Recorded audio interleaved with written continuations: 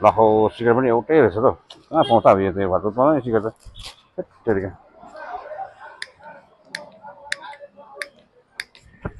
पल्किन्छ नि त अरे दाजु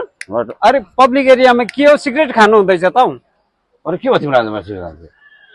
आहा दाजु तपाईँलाई थाहा छ नि क्या यस्तो सहर बजार भयो पब्लिक एरियामा तिमी चाहिँ को हो मलाई सिगरेट खानु कहाँ खानु कहाँ नखानु भनेको सिगरेट खानु हुँदैन यो सिगरेट मेरो खुसी हुन्छ नि मेरो खुसीमा कहाँ खाउँ कहाँ हुन्छ हौ तपाईँको खुसीमा भन्दैमा यसरी पब्लिक एरियामा चाहिँ भएन नि त तिमीलाई के मलाई के प्रब्लम भएको अरू कसले के भनेछ तिमीलाई चाहिँ के भयो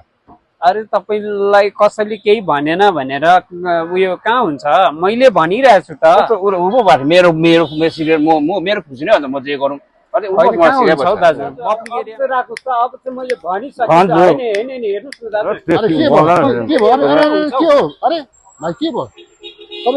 पब्लिक प्लेसमा सिगरेट खान्छ यो सिगरेट लुकाउनुहोस् तपाईँले के हुन्छ सिगरेट खान्छ पब्लिक प्लेसमा बजार एरियामा चाहिँ नो स्मोकिङ भइरहेको छैन तपाईँलाई अरे कसरी खाँदैछ तपाईँ मेरो खाँदै छैन तपाईँहरूलाई जोसुकै खाओस् न यो पनि एउटा नियम छ नि त पब्लिक प्लेसमा चाहिँ सिगरेट खानु हुँदैन तपाईँले अघि थुक्दैछ क्या त्यो पान खाएर थुक्नु पनि हुँदैन पब्लिक प्लेसमा बुझ्नुभयो कस्तो कुरा हो म अब आफै खाइरहेको छु मैले चाहिँ एउटा तपाईँलाई एउटा गुड फेटमा सम्झाएको बजार एरियामा चाहिँ सिगरेटहरू चाहिँ खानु हुँदैन यसको पनि एउटा सिगरेट खाने जोन छ स्मोकिङ जोन छ जस्तै तपाईँले बाथरुममा टोइलेटतिर गएर युज गर्नु सक्छ यसरी आम पब्लिकको ठाउँमा चाहिँ तपाईँले यसरी सिगरेट खानु हुँदैन यो चाहिँ समाज सेवाको लागि चाहिँ नकारात्मक सोच रहेछ है तपाईँको कहाँ खानुपर्ने खानु एउटा स्मोकिङ जोन हुन्छ नि त्यो ठाउँमा जाऊ टोइलेटमा जाऊ त्यहाँ गएर खानुहोस् यसरी आम पब्लिकको ठाउँमा यसरी सिगरेट नखानुहोस् यो राम्रो होइन ब्याड हेबिट भन्यो त्यसले बुझ्नुभयो तपाईँले पनि सम्झाउँछ थियो कि कस्तो नबुझेको यो लुकाउनु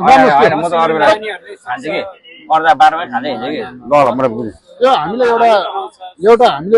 यसलाई पनि एउटा क्या सोच्नु पर्यो नि त यसको पनि एउटा कानुन छ बजार एरियामा स्मोकिङ खायो भने अब सिगरेटहरू लियो भने त्यो भरि एउटा कानुन छ यसमा फाइन हुन्छ तपाईँ के कम्प्लेन गर्ने तपाईँलाई होइन म बुझेँ कि अब खानु अन्त कहाँ छ माथि छ है टोइलेटतिर पनि खानु पऱ्यो होइन टोइलेटतिर खानु स्मोकिङ जोन जहाँ बनाएको छ त्यहाँ खानु पर्यो नि सिगरेट क्या ओपन यहाँ मान्छेको पब्लिक एरिया त्यही मलाई पनि थाहा भयो म त अरू यहाँ खान्छ सम्झाउन नटेरेको ल सरी सर मैले बुझेँ तपाईँले एकदम राम्रो एकदम सजेसन राम्रो दिनुभयो है आइएम सो सरी कि म थाहा छैन अब यस्तो म त जहिले खाँदै हिँड्थ्यो अब कुरा बुझेँ राम्रो आम पब्लिक प्लेसमा बजारतिर ओपनली स्मोक गर्नु हुँदैन हामी आम पब्लिकले पनि यसलाई हामीले पालन गर्नु पर्यो हो कि भन्नु बुझेँ कुरा बुझ्नु बुझेँ सरी सर ल एकदम तपाईँ राम्रो कुरा गर्नुभयो तपाईँलाई पनि सरी ल मैले गल्ती गरेँ हेलो नमस्ते म पल्लो चुको तर्फबाट यस भिडियो मार्फत है यो मेसेज ल्याएको छु यो मेसेज चाहिँ के हो भन्दाखेरि चाहिँ जति पनि हाम्रो